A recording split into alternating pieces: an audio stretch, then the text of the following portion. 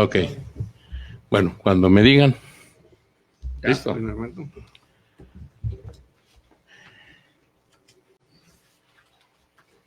Pues muchas gracias por estar aquí en la aula magna de nuestra universidad. Y lo que hoy nos convoca es la presentación de un libro cuyo autor es el doctor Rafael Vela, aquí presente. Gracias, Rafael, por por la generosidad de venir a presentar este libro aquí. Se llama Economía Regional, Teoría y Praxis. Y, por supuesto, la presencia de mi amigo, el rector de la Universidad Veracruzana, el doctor Raúl Arias Lovillo. Gracias, Raúl, por estar aquí con nosotros. Al contrario, es un gusto siempre estar en esta universidad. Gracias, Raúl. Un gusto para nosotros también que estés por acá. El libro de Economía Regional, pues lo va a presentar el doctor Vela, siendo moderador el doctor Raúl Arias Lovillo, y trata fundamentalmente de, como su nombre lo dice, teoría y praxis del desarrollo, concretamente, por supuesto, en el estado de Veracruz. Y no quiero yo dar más preámbulo a este asunto porque el doctor Arias será el quien platique acerca de el currículum del doctor Vela, por supuesto, y sobre todas las cosas de moderar esta presentación del libro. Raúl, te dejo el micrófono, por favor. Bueno, perdón. Vuelvo a reiterar mi agradecimiento por estar esta tarde aquí en la Universidad IBES. Quiero agradecer particularmente a mi estimado amigo, el rector Carlos Luna, y por supuesto la invitación también a mi amigo y colega. Bueno, en realidad somos colegas los tres somos economistas, al doctor Rafael Vela por invitarme a ser comentarista de este libro que presentamos esta tarde. Rafael lo conozco desde hace muchos años y voy a hablar sin el currículum, no lo tengo,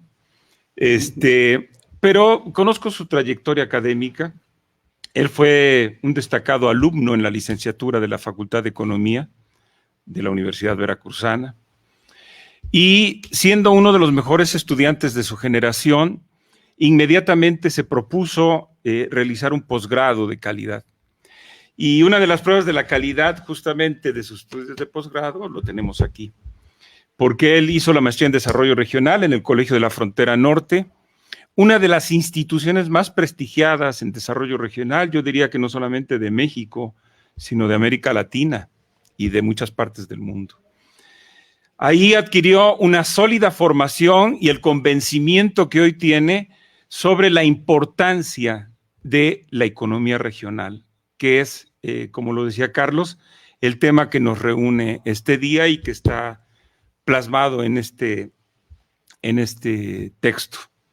Rafael, además, como saben, tiene el grado también de doctorado y ha tenido una experiencia muy amplia, incluso como funcionario público, pero también en la elaboración de proyectos para distintas entidades municipales, estatales, y que es esa experiencia la que también nutre en gran parte el estudio que tenemos en este libro.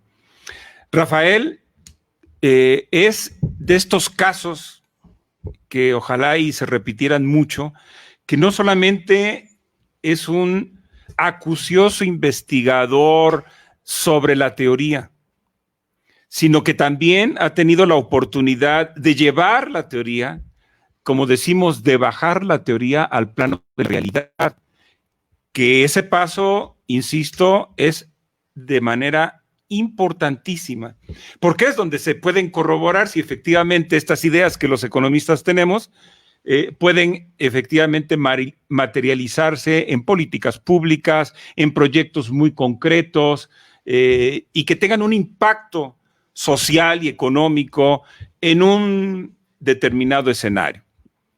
Entonces yo celebro que Rafael haya emprendido esta tarea. Según nos narra él mismo en la introducción de este texto, es una investigación que le llevó aproximadamente 2 años y medio. Hay una fundamentación estadística muy importante, que es otro de los aspectos relevantes de una investigación. Una investigación tiene que estar bien documentada, como ustedes saben, con un buen análisis estadístico, una buena fundamentación de trabajo de campo, y eso lo encontramos también en este estudio. Pues vamos a darle la palabra al doctor Rafael Vela. Gracias. Para que nos haga la presentación, y yo haré algunos comentarios al término de su exposición. Muchas gracias, Raúl. Carlos, muy agradecido de que estemos aquí en este espacio académicamente tan reconocido, y también a mi querido amigo Raúl Arias, el rector de la Universidad Veracruzana, pero amigo de muchísimos años, por haber aceptado ser el comentarista de este trabajo de investigación. En principio, quisiera comentar que este trabajo, si bien es un libro que presento yo como autor, es el resultado también de la participación incluso de jóvenes estudiantes de la Facultad de Economía, Geografía, Estadística, de Derecho, y de muchos colegas con quienes tuve la oportunidad de estar intercambiando ideas para poder ir aterrizando los planteamientos. Este libro, bueno, nos llevó 2 años y medio, y otros 2 que se aventó en la editora de la Universidad Veracruzana, casi 2 años y medio más. Entonces, bueno, tiene algún tiempo que fue trabajado, pero es muy, muy vigente, ¿no? Quisiera comentarles sobre la presentación, porque teoría y praxis, ya lo comentaba aquí el doctor Raúl Arias, porque hay un planteamiento teórico, hay una revisión que realizo de las diferentes corrientes teóricas que nutren a lo que es la economía regional. Eso se realiza en el primer capítulo. Siempre lo quise realizar porque encontraba que aún siendo economistas o geógrafos, para muchos estudiantes era difícil entender la geografía, la economía regional. ¿Por qué? Porque es la economía, pero con una variable más, que es el espacio, que es el territorio. Y entonces, bueno, ya ahí se te obliga el poder aterrizar esos modelos o dejarlos de lado y entonces plantearte un nuevo rumbo en el análisis desde la perspectiva económica, pero ahora para las regiones. Y esto te lleva necesariamente a lo que es la economía regional, ¿no? Tratar de encontrar soluciones. Los últimos 3 premios Nobel de Economía, salvo los del 2020, justamente los 3 últimos fueron en un trabajo de economía regional, porque es muy claro que frente al proceso globalizador de las economías y a esa planeación globalizada de los estados-nación, pues cada vez se explican menos o les preocupa menos a los gobiernos federales resolver los problemas que se suscitan en el ámbito local y regional. Es más, a mis alumnos a veces les comento, ¿ustedes creen que va a haber una reunión entre el presidente en este marco globalizador y el Tratado de Libre Comercio, como antes se le llamaba, el Telecán? Se va a reunir el presidente de Estados Unidos, se va a reunir el ministro de Canadá y el presidente de México para venir a resolver las contradicciones de Chicontepec, o a lo mejor de Jalapa, bueno, ni siquiera de Veracruz, y mucho menos, vaya, del país. Luego, entonces, lo que podamos hacer nosotros para resolver nuestros problemas, las contradicciones, es lo único que se puede hacer. Ya se quedó muy lejos esa perspectiva de planeación regional desde el ámbito del gobierno federal y ahora corresponde a los gobiernos locales, a los gobiernos municipales en gran medida, ¿no? Porque ya no son entidades nada más administrativas, sino son entidades de gobierno.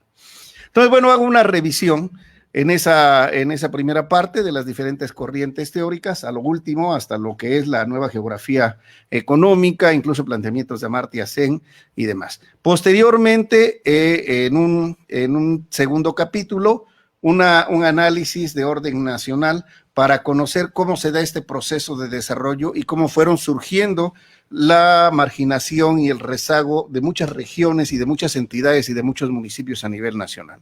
Eso se explica en una lógica del proceso de desarrollo y eso me quedó muy claro justamente cuando mi amigo Raúl hace varios años me daba clase en la Facultad de Economía.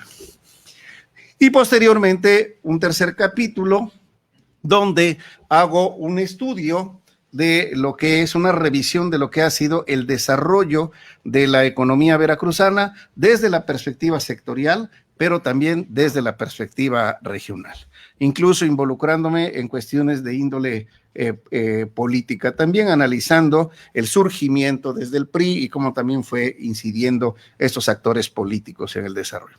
Finalmente, y es en lo que me voy a concentrar, hago un planteamiento recuperando las virtudes de las diferentes corrientes teóricas de la economía regional, el proceso de desarrollo que nos ubica en una realidad concreta, la coyuntura regional determinada por el proceso de desarrollo que ha seguido nuestro estado, por lo que han hecho o han dejado de hacer quienes han gobernado Veracruz para plantear una nueva alternativa. Y es ahí donde voy a comentar algunas cuestiones de orden muy práctica. Por supuesto, el libro lo pueden descargar, está en versión ya digital y es libre la descarga, ¿no? Estaba desde el inicio en la presentación y al final igual se los vamos a dar a conocer.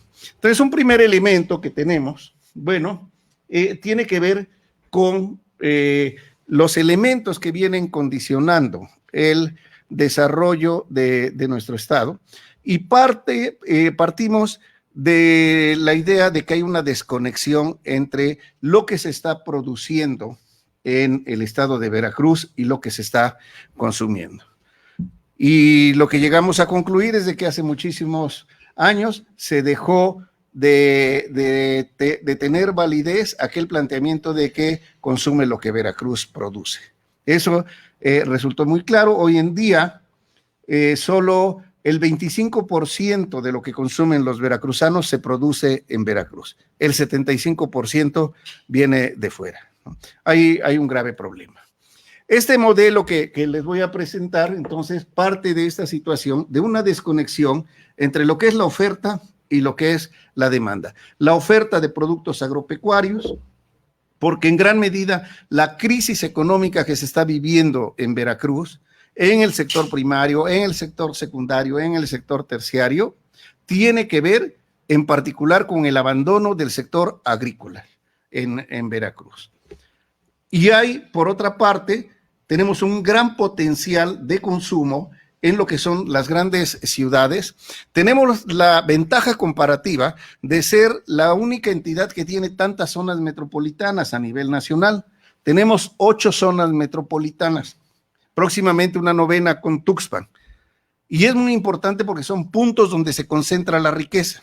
Ahí se genera en Veracruz más del 78% de la riqueza estatal. O sea, luego entonces se tiene que pensar en las zonas metropolitanas para generar el crecimiento económico. No podemos pensar en los lugares pobres y marginados para generar ahí un crecimiento económico o desde ahí generar el crecimiento económico. El planteamiento sería así, totalmente contrario a cualquier principio postulado económico y además evidenciado por la realidad a nivel mundial. Es a la inversa. Primero, identificar los puntos de concentración de la riqueza y desde ahí generar las condiciones y los canales de difusión de la riqueza y de extensión del crecimiento económico.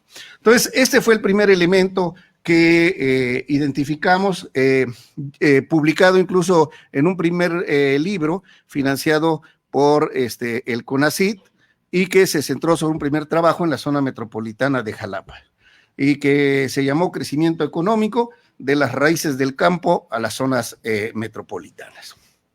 Tenemos posteriormente, una vez identificado esa ventaja comparativa de las zonas metropolitanas, lo que calculamos fue la oferta dineraria que cada 15 días se concentra en los mercados, en las zonas metropolitanas, por concepto nada más de sueldos y salarios únicamente. O sea, no estamos calculando ganancia de empresarios, no estamos calculando ganancia de comerciantes ni de prestadores de servicios. Solo lo que cada 15 días nos cae a quienes en el bolsillo, los que ganamos por sueldos o por salarios. Es decir, si este próximo fin de mes de febrero nos reuniéramos aquí en el IBES y todos pusiéramos el dinero aquí en este auditorio y después se contara, habría para la zona metropolitana de Jalapa 1,399 millones de pesos. Quizá un poco más porque el salario mínimo ha aumentado. Es decir, hay en la zona metropolitana de Jalapa alrededor de 3,000 millones de pesos cada mes. Y el problema es de que la gran mayoría de ese dinero inmediatamente sale a través de las transnacionales, en un 40% para Sams, Costco, Liverpool, Sears, Chedraui, que también Chedraui ya no es veracruzano, sino tiene su matriz fuera, entonces saca el dinero, no se queda aquí en Veracruz para generar empleo. Posteriormente tenemos un 20%, alrededor de un 20%, que se gasta en lo que es el teléfono celular y todos los servicios, energía eléctrica, agua, etcétera. Solo nos quedamos con un 40%. Y ese 40% es lo que se ocupa para mover la economía de las zonas metropolitanas. Y ojalá y ese 40% de esos 1,400 millones de pesos realmente se quedaran aquí en la zona. No, el problema es de que el 75% de ese 40% se va al estado de Puebla, el estado de México, Jalisco y demás, porque de ahí provienen todos los productos agropecuarios que estamos consumiendo. Es decir, dependemos, la alimentación de los veracruzanos depende de lo que están produciendo en otros estados. El exgobernador ya fallecido, Rafael, de Puebla, Rafael Moreno Valle, presumía de que Puebla crecía a un 13-14% su sector agrícola. Y sí, efectivamente, no tenía nada que presumir porque no le había invertido. Lo que pasó fue que los productores agropecuarios de Puebla se organizaron para venir y comerse el mercado de las zonas metropolitanas de Veracruz. Se llevan nuestro dinero. Entonces, de esos 1,400 millones quincenales, o en su caso, esos 3,000 millones, nada más se queda, si fueran de 1,400 millones, alrededor de 200 millones de pesos cada 15 días. Por eso es que no hay crecimiento económico, porque hay una fuga permanente de recursos.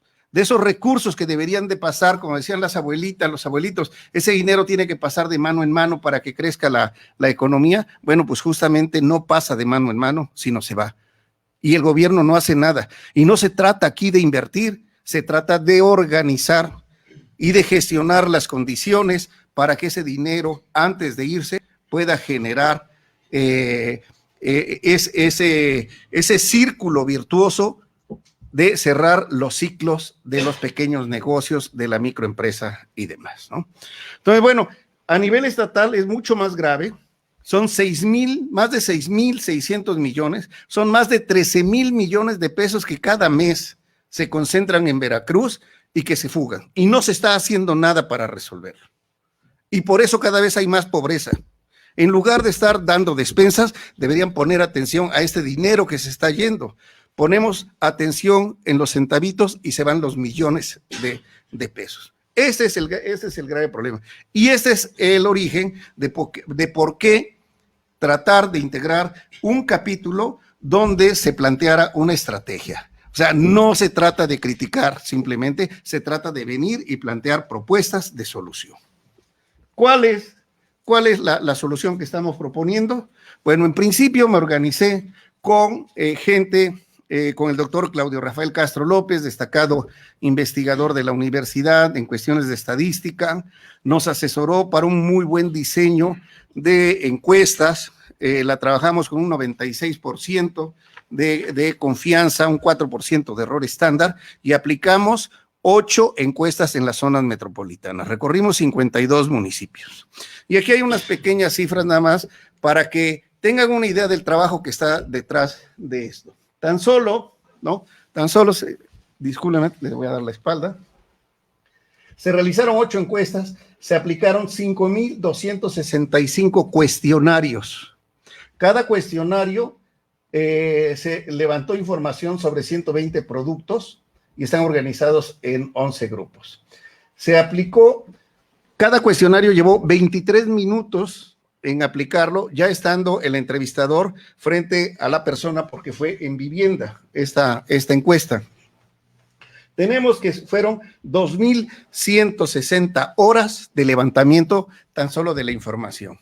Fueron más de 53 semanas, hombre, más de un año, si se puede calcular así, levantando la información sin procesarla todavía y sin considerar tiempo de traslado de la ciudad de Jalapa. Ahí es donde entraron muchos estudiantes de economía y de muchas facultades a apoyarnos y a auxiliarnos. ¿Qué fue lo que resultó esto? Les voy a dar nada más unos breves datos de lo que tenemos, y a esto le llamamos nichos de inversión agropecuaria.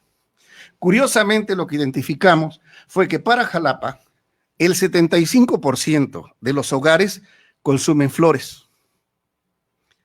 Y la flor que más se consume en arreglos florales y demás, pues son las rosas, después el clavel, y así durante toda una variedad. El problema aquí es de que todas esas flores no se cultivan aquí en Jalapa ni en sus alrededores. Teniendo aún las condiciones de clima y demás, no se cultivan. Vienen desde Cuernavaca, vienen del Estado de México y demás. Y sin embargo, vamos de aquí a Coatepec, vamos de aquí a Emiliano Zapata y vemos acahuales. Vemos naranjales secos o vemos cafetales enfermos, ¿no? Y bueno, son valles preciosos para cultivar y sin embargo no sucede, ¿no? Incluso tenemos otros valles como el de Orizaba y demás, y tampoco se está ahí produciendo estos productos. Pero ahí les vienen otro tipo de productos. Por ejemplo, en la zona metropolitana de Veracruz, independientemente de quién lo produzca, se consumen 1,436 toneladas de naranja, 1,043 toneladas de sandía, 1,016 toneladas de plátano. Y así sucesivamente. Y todo esto en su gran mayoría viene de fuera. O sea, esto es independientemente de quién lo produzca. Entonces, bueno, ¿qué fue lo que encontramos? Que hay una altísima demanda de muchos productos agropecuarios en las zonas metropolitanas. Les voy a poner otro ejemplo. Esto es de la zona metropolitana de Acayucan, y ahí ven ustedes productos pecuarios. Pero, por ejemplo, una realidad más inmediata para nosotros, Jalapa. Vean ustedes ahí, ¿no? Jalapa tiene un consumo mensual de 1,307 toneladas de jitomate, 538 de cebolla, 525 de chayote, 447 de zanahoria, 436 de chile verde, 419 de elote y así sucesivamente. Esta información en gran medida viene en el libro. No viene toda porque es una base de datos impresionante. Toda está integrada en un software que estamos trabajando para su publicación y que necesitamos del apoyo financiero porque es un trabajo muy grande. Necesitamos apoyo de la iniciativa privada para disponer de esta información. De la iniciativa privada, porque ya se los hemos planteado al gobierno, y hablo de este gobierno, de esta administración de gobierno del Estado, y no les ha interesado. Bueno, les ha interesado, pero lo quieren gratis. Y aquí también hay dinero invertido de muchos compañeros y hay mucho esfuerzo y mucho trabajo. No todo es Universidad Veracruzana. Trabajamos también sábados y domingos, trabajamos también en las noches y trabajamos hasta días festivos, ¿no? Pero bueno, pues el gobierno pues quiere que se le aporte. Ahí está la información, sí, con todo gusto, pero eso es aparte del libro. ¿Qué tenemos? Bueno, pues aquí a esta información y qué es lo que estamos proponiendo, se requiere, por una parte, el vincular la producción, generar condiciones para producir, porque ya el mercado está dado. Ya el consumo está dado independientemente de quién lo produzca. Por eso inmediatamente el paso siguiente fue tener una perspectiva territorial. Y esa perspectiva territorial, ¿no?, la hemos llamado nosotros regiones metropolitanas. Hoy en día está muy claro a nivel mundial que fue un grave error separar lo urbano de lo rural. Que en aquel momento se pensó hace varias décadas con el ánimo de intensificar los esfuerzos en las áreas rurales para poder igualar las condiciones de bienestar con las áreas urbanas. Y lo que sucedió fue todo lo contrario. Hoy a nivel mundial se piensa en una perspectiva regional, una perspectiva donde se integre lo rural y lo urbano. Y los únicos que no estamos en esa sintonía somos los veracruzanos. Todavía se sigue pensando entre municipios rurales, de La Esperanza, y otros los urbanos, ¿no? Entonces, bueno, aquí por eso es que hemos construido este concepto de región metropolitana. No está en la legislatura y por primera vez aparece en este libro. Y lo que planteamos es de que se tiene que definir políticas y estrategias que comprendan este contexto regional, porque hay una relación simbiótica. El bienestar en las áreas urbanas no se puede dar si no tenemos a la gente que esté cuidando los árboles en las montañas, y no se puede generar las condiciones si no garantizamos que exista el cuidado de los manantiales y una perspectiva ambiental. Esto tiene que ver con una incluso perspectiva regional, no solo territorial, sino también cultural. Es claro que para la gente de aquí, de Jalapa, por ejemplo, muchos de los que nacieron aquí tienen familia o en Coatepec, o en Teocelo, o en Naulinco. O sea, hay toda una perspectiva incluso de lazos familiares en el contexto regional y que hay que respetar. Por eso es que hicimos un segundo trabajo de investigación. Nos fuimos a campo y le preguntamos a la gente de los municipios periféricos que no son metropolitanos, y les preguntamos dónde realizaban su actividad financiera, su actividad bancaria, dónde estudiaban sus hijos, dónde compraban los productos grandes, electrodomésticos, línea blanca y demás, cuando se iban al mercado. Y entonces a partir de ahí pudimos identificar ya las regiones metropolitanas de manera muy específica. Aquí les estoy presentando en esta diapositiva dos regiones. Una, la que es la región que está hacia Poza Rica. Lo que está rayado sobre rosado es la zona metropolitana, y los municipios que están fuera, que no están comprendidos en lo rosado, son los rurales, pero todos a su vez integran lo que es la región metropolitana. Se ve muy claro aquí en Jalapa. Aquí se ve muy claro porque está en el centro la zona metropolitana, integrada por Jalapa, por Coatepec, Emiliano Zapata, Jico, Teocelo, demás, y todo un conjunto de municipios periféricos que están articulados funcionalmente con lo que es la zona metropolitana. O sea, esa gente viene de allá a comprar aquí, a realizar su actividad económica. De esta manera, seguimos trabajando todo el estado, y lo que identificamos, ahí están otras regiones metropolitanas, lo que identificamos fueron 9 regiones metropolitanas, las cuales hemos propuesto, se está proponiendo en este libro, se denominen de la siguiente manera.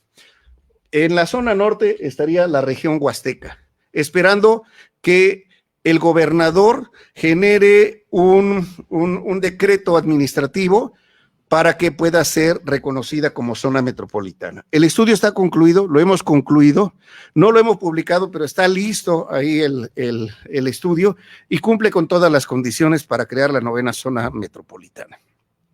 Y le hemos llamado Huasteca, aunque su centro urbano nodal es Tuxpan, porque existe sentido de discriminación en nuestro estado de quienes viven en las áreas urbanas con relación a quienes viven en las áreas rurales. Alguien de quien no voy a dar su nombre, pero que es dueño de muchas empresas aquí comercializadoras, nos había contratado en algún momento para que hiciéramos un estudio metropolitano en Jalapa. Y disculpen la expresión, pero dijo, pero no vayas a incluir a esos indios de San Andrés Tlalnehuayocán, esos no son metropolitanos. Pero eso se reproduce en todas las zonas metropolitanas. Por eso no queremos darle el nombre del nodo urbano principal. Así tenemos en el norte la Huasteca, aunque el nodo urbano es Tuxpan. En Poza Rica tenemos la región Totonaca y no le vamos a llamar zona metropolitana o región metropolitana Poza Rica, no. Sería la región Totonaca y así sucesivamente. Aquí en el centro sería la región metropolitana del café. Y así tendríamos la del puerto, la de las altas montañas, la de las llanuras, la del istmo, y la Olmeca, y finalmente la de Puerto México, como antes se conocía aquella región de la parte sur del estado de Veracruz.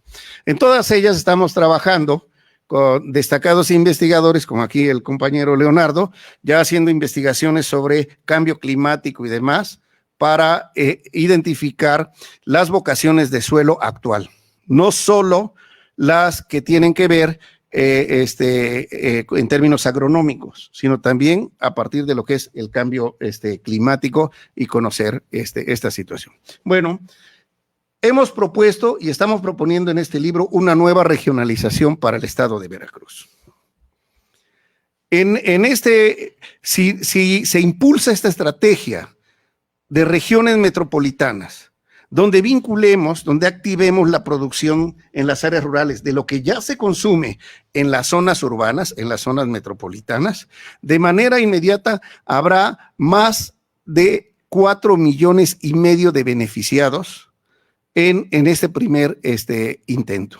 Y se pueden impulsar en una estrategia que dure 2 años. En 4 años estaríamos llegando un poquito más allá, hacia los municipios más pobres, y en 6 años tendríamos ya integrado en una dinámica funcional, una integración funcional de municipios con su nodo urbano, y entonces sí, podrían estar llegando los beneficios y esa gran cantidad de recursos que se concentra en cada zona metropolitana hacia los municipios más alejados de nuestro estado. ¿Cuál es la diferencia de esto con relación a otras regiones? Bueno, en principio, no hay una sola regionalización en el estado de Veracruz. O sea, esta es una situación de locos. El sector salud se organiza por jurisdicciones sanitarias. El sector educativo se organiza por delegaciones. Y así tenemos distritos de riego y cada quien se organiza como quiere. Y las 10 regiones que tiene el estado, nadie les hace caso más que para ponerlas en algún documento que diga plan municipal o plan estatal de desarrollo. Pero nadie les hace caso. No son base de la estrategia, porque además es una perspectiva regional totalmente estática. Esta sería una regionalización dinámica. Las regionalizaciones no pueden ser estáticas porque tienen cambios tienen permanentes, más hoy en día con estas revoluciones tecnológicas que estamos enfrentando, principalmente en medios de comunicación. Entonces, bueno, esta es una estrategia de desarrollo. En los primeros 2 años, les digo, más de 4,5 millones. En los siguientes 2 años, es decir, a la altura de 4, tendríamos más de 5,5 millones de gente incorporada, y a 6 años tendríamos a todos, extendiendo el beneficio desde las zonas metropolitanas donde se concentra todo este gran capital hasta los lugares más pobres, ¿no?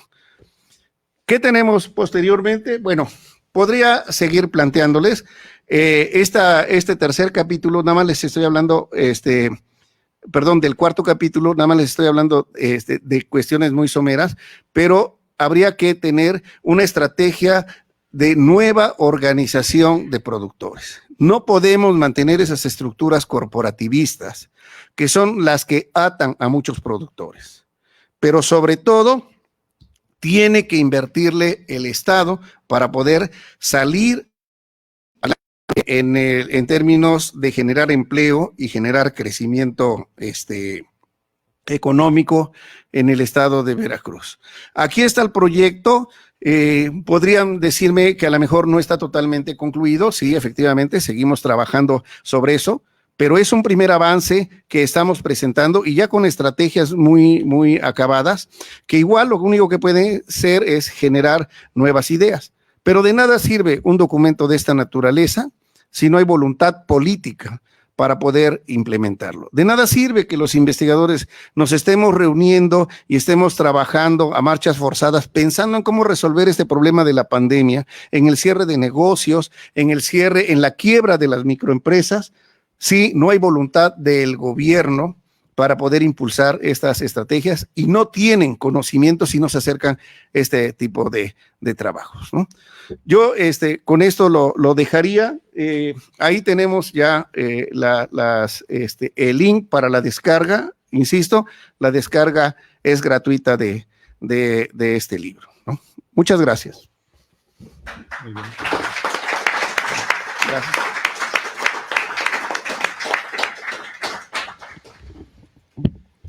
Pues me parece que ha quedado muy claros los aportes, tan importantes aportes, sobre la economía regional veracruzana.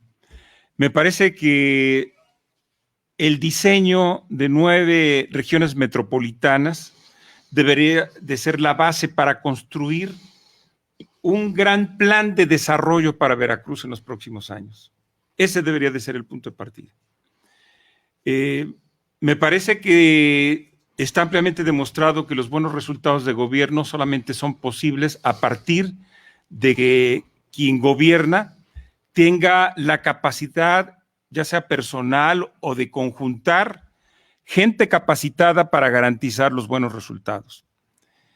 No podemos seguir gobernando con improvisaciones y con ocurrencias.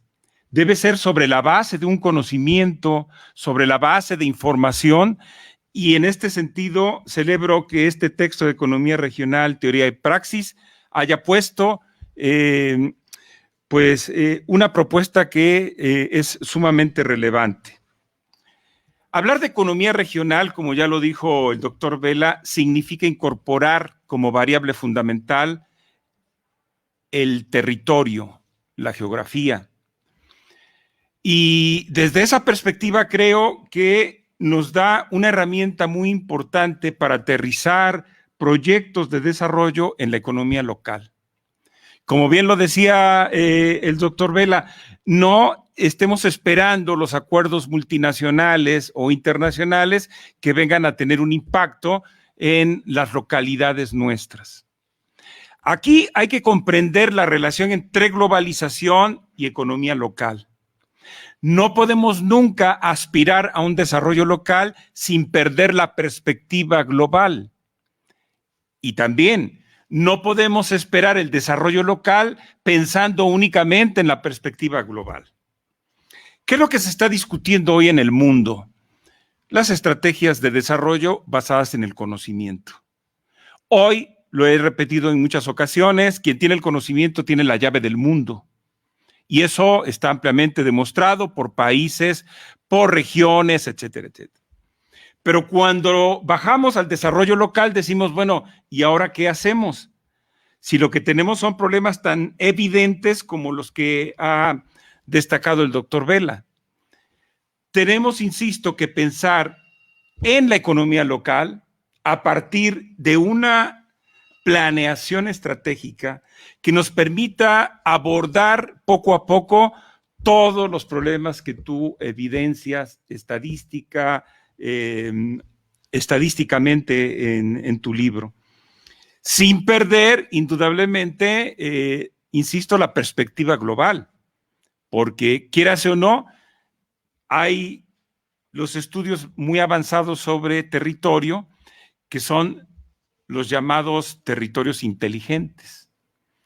Yo recuerdo cuando hice mi tesis doctoral allá por el año 2005, construí una serie de indicadores para el desarrollo sustentable de Veracruz y donde en un modelo matemático integré variables económicas, sociales y ambientales.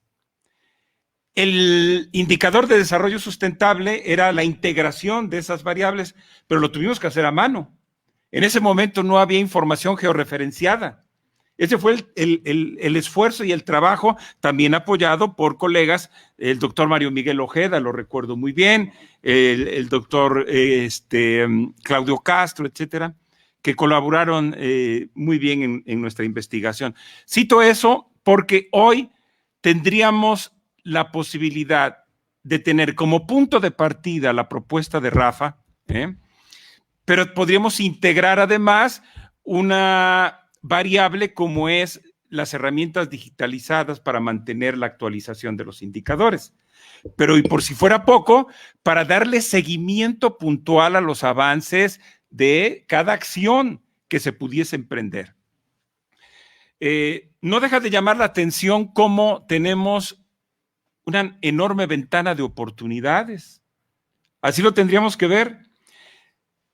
Los que estudiamos economía, e incluso los que no estudian economía, pero saben perfectamente que hay 3 etapas fundamentales de toda actividad económica: la producción, la distribución y el consumo. Lo que este texto está evidenciando son los enormes problemas de dependencia que tenemos en el ámbito productivo. Si la mayoría de los productos que fueron integrados en la encuesta provienen de fuera del estado de Veracruz, eso debería de ruborizar cuando menos a las autoridades responsables. ¿Por qué ruborizar? Un estado que tiene el 33% de masas de agua dulce del país, un estado que tiene una enorme riqueza, biodiversidad, etcétera, es como para que tuviéramos una autosuficiencia absoluta en todos los bienes y servicios que la población veracruzana consume.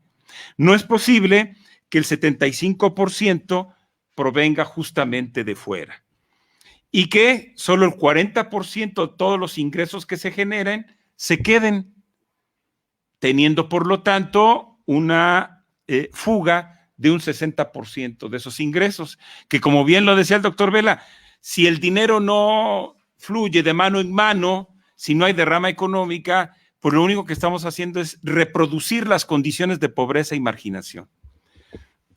Otras veces yo he dicho que Veracruz es la síntesis de México. ¿Por qué razón? Porque sigue teniendo Veracruz enormes potencialidades económicas, políticas, culturales, etcétera, como nuestro país. Pero ¿qué tenemos en Veracruz? Al igual que en el resto del país, un altísimo porcentaje de población en condiciones de pobreza y marginación. Esas contradicciones son las que se tienen que resolver, pero no con ocurrencias, sino sobre la base, insisto, de información. ¿Qué podríamos hacer a nivel de la producción? Bueno, en principio, si tomemos el caso de Jalapa, yo digo, ¿por qué razón no hemos hecho un plan metropolitano para Jalapa? Los problemas de Jalapa no dependen exclusivamente del ámbito geográfico de nuestro municipio. Tiene que ver con los problemas de Coatepec, de Jico, Teocelo, tiene que ver con los problemas de Banderilla, Las Trancas, Jilotepec, etcétera. Por lo tanto, lo primero que hay que construir es un plan metropolitano donde podamos planear adecuadamente la movilidad, donde podamos planear cómo va a contribuir ese conjunto de municipios anexos a la ciudad capital, al municipio donde está sentado el poder político del gobierno de Veracruz, para tratar poco a poco, porque el problema no lo vamos a resolver de la noche a la mañana, para que poco a poco podamos ir integrando oferta y demanda. No es un tema fácil porque no se trata de expulsar por la fuerza ni por otro factor a quienes tienen copado el mercado, por ejemplo, de productos agropecuarios. Eso no se puede hacer. Pero lo que sí se puede hacer es poco a poco entrar en un tema de competitividad, con una nueva organización de productores, donde se abaratan los costos. De esto está muy bien desarrollado por el doctor Vela. Se abaratan costos en la medida que la producción de determinados bienes se realiza en el entorno de la zona metropolitana de Jalapa. Yo creo que tenemos, por otra parte, que cuando hablamos de distribución, pensar que desde el gobierno del estado, desde el gobierno municipal, pueden irse transformando las condiciones de la distribución de esos bienes y servicios. Claro. En el mismo sentido, la encuesta es tan rica, la levantada por este grupo de investigadores dirigidos por el doctor Vela, que nos darían, por ejemplo, para lo siguiente: medir cuál es el nivel alimenticio de las familias en cada zona metropolitana. Pero yo digo particularmente de Jalapa. Seguramente ustedes saben que en Jalapa el 40% de la población vive en condiciones de pobreza y marginación. Eso también debería de indignarnos y ruborizarnos. ¿Cómo que el 40% vive en pobreza y marginación? Bueno, a partir de la información que este texto está sistematizando, podríamos ver también el nivel nutricional de las familias de la zona metropolitana de Jalapa. No se trata de decir, bueno, de la noche a la mañana la comida chatarra ya no se venderá. No resolvemos absolutamente nada. Seguramente se ampliará el mercado negro para que las familias puedan conseguir, pues, la bolsita de porquerías, ¿no?, que se le dan al niño, al adolescente, para que pase el tiempo, etcétera, etcétera. No, lo que hay que impulsar son programas a nivel de cada familia, asistenciales y de información, programas educativos. Sobre todo, que se pueda prever que hacia el futuro, si un niño no está bien alimentado, no tendrá capacidad para desarrollar todas sus potencialidades. Pero por si fuera poco, van a tener enormes problemas de hipertensión, diabetes, etcétera, etcétera. Entonces, lo que necesitamos es preocuparnos. Yo he venido insistiendo en las últimas semanas en la urgencia de planear adecuadamente el futuro de Jalapa. ¿Por qué? Pues para salvaguardar la vida de los niños, los adolescentes, y convertir este municipio en un municipio efectivamente de oportunidades para todos. Pero no puede haber oportunidades para todos si hay familias mal alimentadas, si hay algo fundamental que está en el origen de esta investigación: no hay suficientes empleos. Si la mayor parte de la producción proviene de fuera de Veracruz, pues es evidente que no hay preocupación por crear empleos. Hay un país que tiene un escaso territorio, es un país relativamente nuevo, es un país que la mayor parte de su territorio es desértica, con altísimas temperaturas, y sin embargo, es un país que es una de las potencialidades agrícolas del mundo. Y uno dice, ¿y cómo Veracruz, que podría ser hasta un país más rico que todo Centroamérica por las enormes potencialidades que tenemos? No se digo de la historia, Los primeros pobladores de este país fueron los olmecas, como sabemos, y es de Veracruz.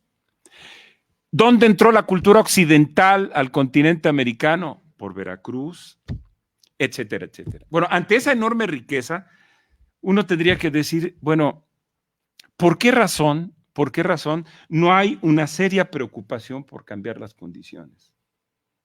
Mirar claramente que Veracruz podría ser una enorme potencia agrícola con una adecuada planeación.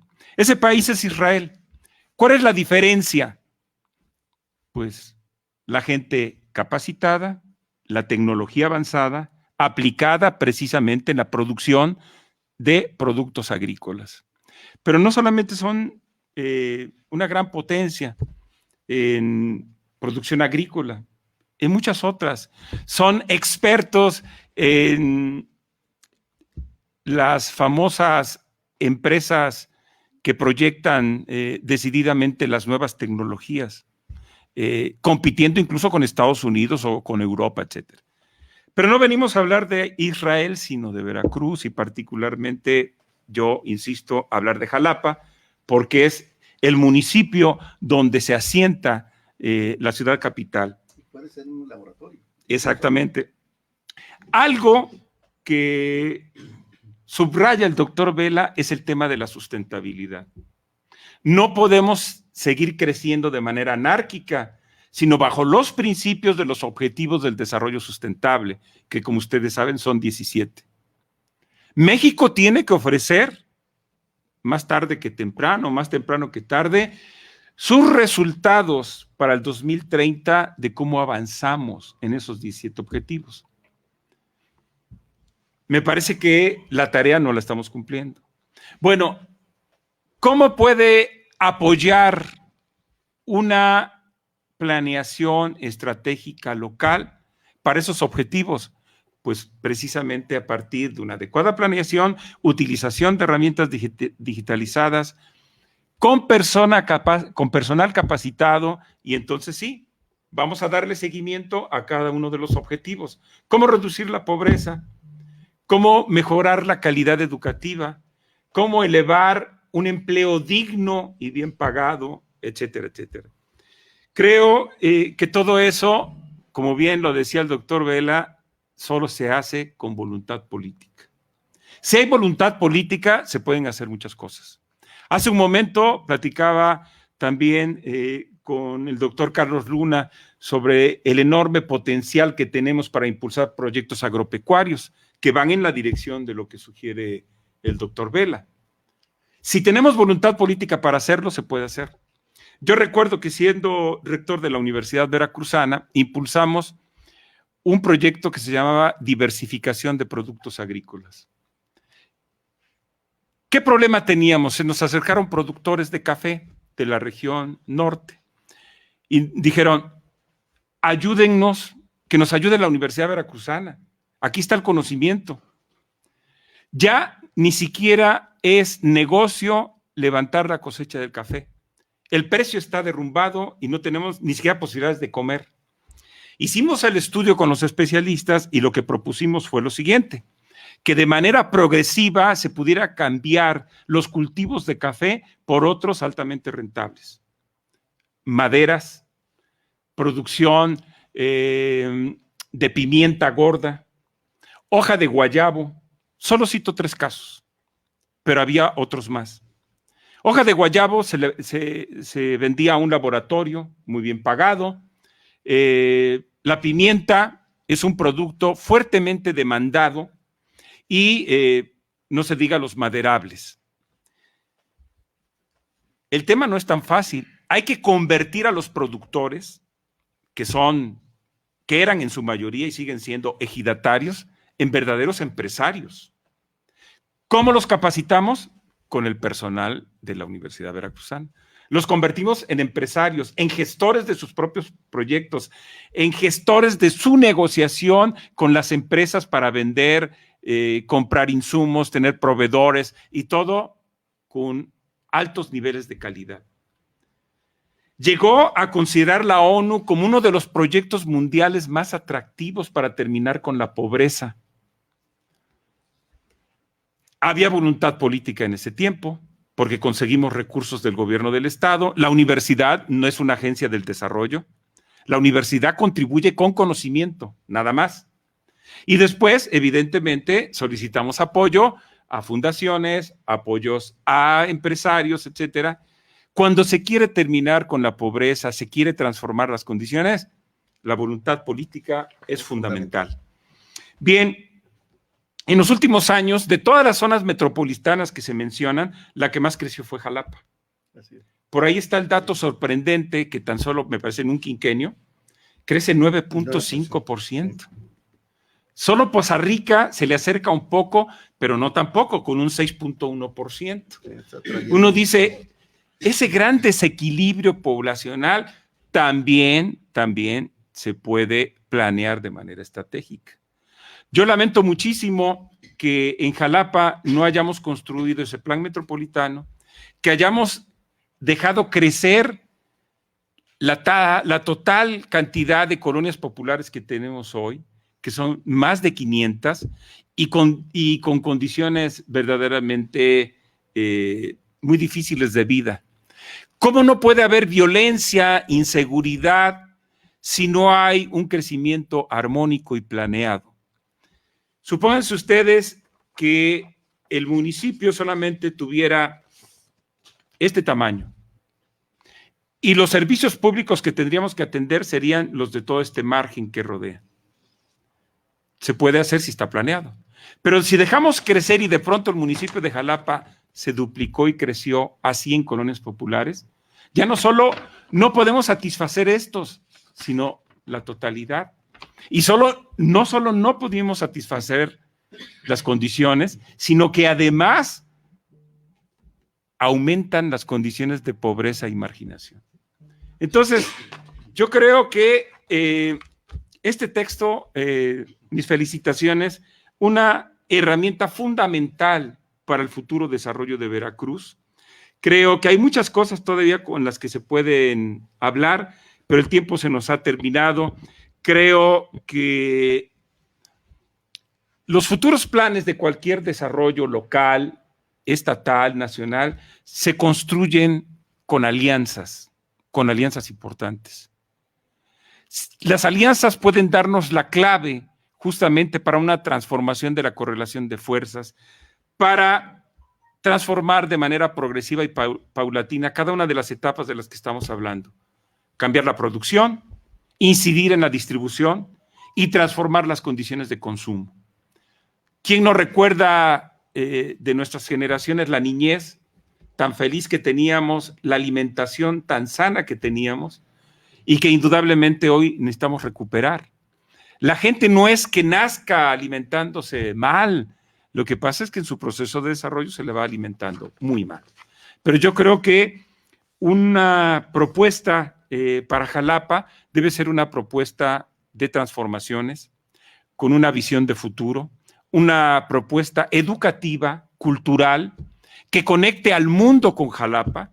No es posible que tengamos la capital que tenemos. Esta capital merece una mayor dignificación porque es la capital de un estado histórico y de enormes riquezas. Y en ese sentido hay que trabajar muchísimo hacia el futuro. Muchísimas gracias y son mis comentarios. Muchas gracias. Si le pasa. Bien, con los comentarios del doctor Arias y la presentación en su mayor contexto de este libro de Teoría del Desarrollo, pues damos por concluido el evento. Gracias, Rafa, por la generosidad de venirle a presentar a la Universidad IBES. Gracias, Raúl, por tus comentarios. Y bueno, aquí queda esta presentación que sin duda, como dice Raúl, puede ser pieza clave para el desarrollo del sector agropecuario de nuestra entidad. Muchas gracias por su presencia. Gracias, muchas gracias.